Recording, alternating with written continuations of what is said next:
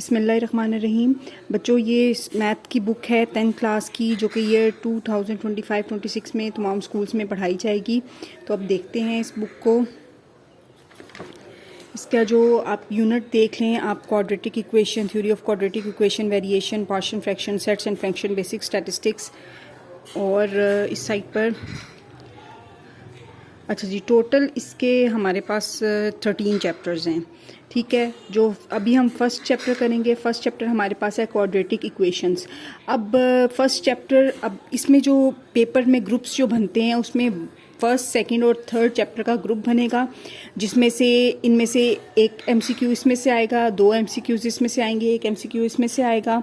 बाकी इन तीनों में से तकरीबन 9 शॉर्ट क्वेश्चंस आएंगे, जिसमें से 6 आपने अटैम्प्ट करने होंगे और लॉन्ग भी आएगा। तो अब ये है कि 3 इसमें से शॉर्ट क्वेश्चंस आएंगे, 3 इसमें से और 3 इसमें से। तो अगर ये दोनों भी आपने प्रिपेयर कर लिए तो आपने 6 शॉर्ट क्वेश्चंस अटैम्प्ट करने होते हैं, तो वो आपके हो जाएंगे। तो अब let's start quadratic equations. Quadratic equations का जो फर्स्ट वाला पेज है, इसमें बताया गया, उन्होंने सबसे पहले वो बताया, इसमें चैप्टर में बताएंगे कि डिफाइन क्वाड्रेटिक इक्वेशंस है, solve quadratic equation in one variable by factorisation है, बाय कंप्लीटिंग स्क्वायर है, और and so on. Next page जी। ये है हमारा क्वाड्रेटिक इक्वेशंस के क्वाड्रेटिक इक्वेशन होती क्या है। थ्योरी को देखना बहुत ज़रूरी है, क्योंकि एमसीक्यूज आते हैं, आपके कॉन्सेप्ट क्लियर हो जाएंगे और फिर क्वेश्चंस अटेम्प्ट करना बहुत ही आसान होता है। क्वाड्रेटिक इक्वेशन होती क्या है। क्वाड्रेटिक इक्वेशन सिंपल हमारे पास ax² + bx + c = 0 की फॉर्म में होती है। यानी क्वाड्रेटिक इक्वेशन में जो x की पावर है वो 2 होती है, उसके बाद x1 है और यहाँ पे कांस्टेंट है। ये हमारे पास क्वाड्रेटिक इक्वेशन है। An equation which contain the square of the unknown quantity या वेरिएबल, यानी कि x जो अननोन वेरिएबल है उसके स्क्वायर होता है, इसमें स्क्वायर है, बट नो हायर पावर, और स्क्वायर से बड़ी कोई हायर पावर नहीं होती। And equation of the second degree, इसको equation of a second degree भी कहा जाता है। अब ये वाली जो इक्वेशन की फॉर्म है ना, ये जर्नल या स्टैंडर्ड फॉर्म है। ठीक है, अब नेक्स्ट हमारे पास यहाँ पे जो a है वो कोफिशिएंट ऑफ x है, b कोफिशिएंट ऑफ x² है, a कोफिशिएंट ऑफ x² है, b कोफिशिएंट ऑफ x है, and so on. c constant है। तो अब अगर हम यहाँ पर a की वैल्यू 0 पुट कर दें तो हमारे पास सिर्फ ये आता है bx + c। अब आपको पता है x की पावर 1 हो तो ये लीनियर इक्वेशन होती है। तो यहाँ पे उन्होंने लिखा हुआ है if a = 0, ax² + bx + c = 0, then introduce to a linear equation bx + c = 0। तो ये लीनियर इक्वेशन बन जाएगी। अच्छा, अब अगर वो कहते हैं कि अगर हमारे पास ये जो क्वाड्रेटिक इक्वेशन है, इसमें bx यानी b की वैल्यू 0 हो तो आ जाएगा ax² + c, b खत्म हो जाएगा। तो ये वाली जो हमारे पास है ये प्योर क्वाड्रेटिक इक्वेशन है। इसको हम ऐसे लिखते हैं, प्योर क्वाड्रेटिक। x² - 16 = 0। अब इसमें जो सिंपल x की पावर 1 वाला जो वेरिएबल है वो नहीं है, ये सिंपल स्क्वायर है और कांस्टेंट है, तो इसको हम कहते हैं प्योर क्वाड्रेटिक। अब solution of quadratic equation find out करने के 2 तरीके हैं, एक है फैक्टराइजेशन, एक है कंप्लीटिंग स्क्वायर। फैक्टराइजेशन जो है वो कैसे करते हैं कि हमने जो इक्वेशन दी हुई है उसमें फैक्टर्स बनाने हैं। कंप्लीटिंग स्क्वायर का क्या मतलब है कि वो a + b होल स्क्वायर का जो फार्मूला होता था, a + b whole square = a² + 2ab + b², वो वाला फार्मूला बनाना है। और सबसे पहले हम देखते हैं सोल्यूशन बाय फैक्टराइजेशन। अभी हम एग्जाम्पल नंबर 1 को सॉल्व करते हैं। इसका सॉल्व करने का तरीका देख लेते हैं, फिर हमें क्वेश्चन अटैम्प्ट करना आसानी हो जाएगी। हमारे पास ये एग्जाम्पल दी हुई है 3x² - 6x = x + 20 by factorization. इसको हमने सॉल्व करना है।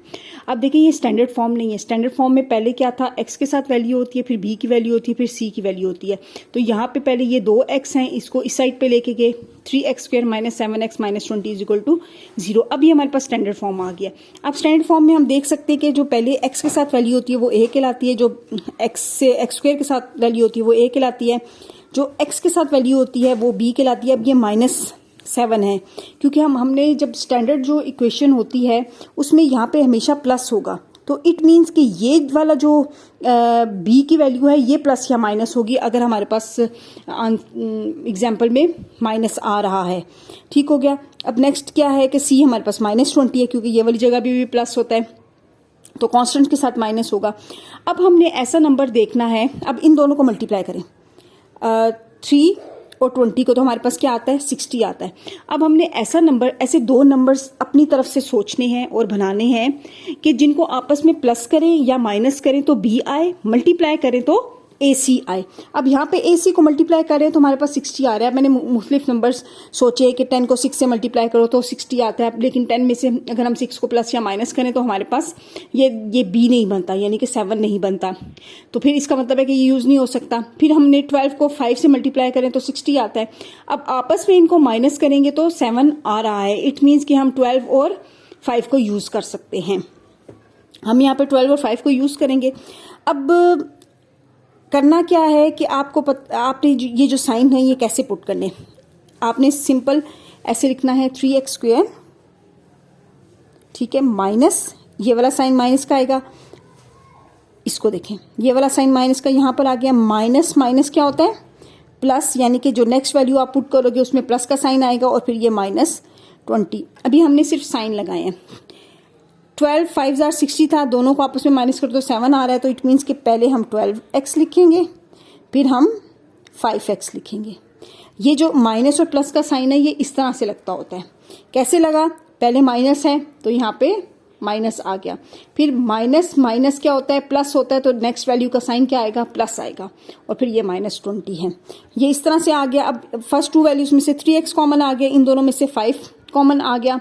अब ये भी सेम है, ये भी सेम है, तो इनमें से x - 4 को कॉमन ले लिया, 3x + 5 रह गया हमारे पास। अब x - 4 भी इक्वल टू 0, 3x + 5 भी इक्वल टू 0, तो x = 4 आ गया। इसको सॉल्व किया तो x = -5/3 आ गया।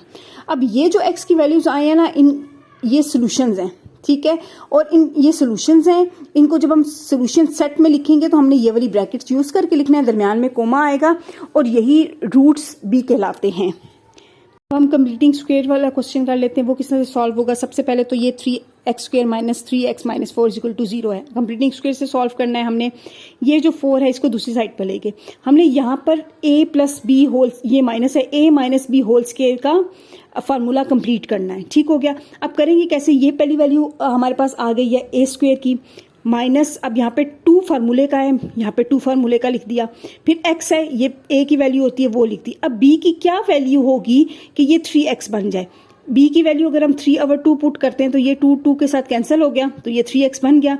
इसका मतलब ये है कि b की वैल्यू 3/2 होगी। फिर हमारे पास फार्मूला में +b² आता है, तो हमने ये 3/2 होल स्क्वायर लिख दिया। अब ये इस साइड पे हमने ये वाली वैल्यू अपनी तरफ से ऐड की है b² की, इस साइड पे की है तो इस साइड पे भी करेंगे, तो यहाँ पे ये ऐड कर दी। इस तरह से ये वाली हमारे पास इक्वेशन बनी है। फिर अब ये वाला a - b होल स्क्वायर करके लिख देंगे, = 4, माइनस माइनस प्लस होता है, +9/4, इसका LCM लिया, ये आ गया। ठीक है। अब स्क्वायर रूट लिया तो याद रखिएगा कि एक दफ़ा प्लस में वैल्यू आती है, एक दफ़ा माइनस में आती है। ये एक दफ़ा प्लस में आएगा, एक दफ़ा माइनस में आएगा। ठीक है। अब ये -3/2 है, दूसरी तरफ जाके प्लस हो जाएगा। अब ये इसको एक दफ़ा आपने प्लस के साथ लिखना है, एक दफ़ा माइनस के साथ। यहाँ प्लस के साथ लिखा है, यहाँ पे माइनस के साथ लिखा है, और फिर इसका ये आंसर दिया हुआ है कि 4 और -1 are the roots of the given equation, और ये सोल्यूशन सेट ये है। अब इसको रूट्स बोलते हैं, याद रखिएगा, ऑब्जेक्टिव में बहुत ज़्यादा आता है। अब इसको कंप्लीटिंग स्क्वायर का जो मेथड होता है ना, उसमें यहाँ पे वो हमें बता रहा है सॉल्व करने का तरीका, कि हम लोगों ने फॉर और कन्वीनियंस हम क्या करते हैं, जो x स्क्वायर है ना उसके साथ जो कोफिशिएंट को किसी ना किसी तरीके से 1 करते हैं। ये जो एग्जांपल दी हुई है ना, इसमें x स्क्वायर के साथ क्या वैल्यू है 2। हम क्या करेंगे, इस पूरी इक्वेशन को दोनों बोथ साइड्स को हम 2 से डिवाइड कर देंगे ताकि हमारे पास x के साथ 1 बने। अब हमारा a - b होल स्क्वायर वाला फार्मूला हमारे अप्लाई करने में ईजी होगा। इसी की वजह से हम ये प्रोसेस करते हैं कि x के साथ कोफिशिएंट 1 हो। तो बाकी ये भी एग्जाम्पल है, सेम वैसे ही एग्जाम्पल है, तो आप देखिएगा आपसे हो जाएगी इंशाल्लाह।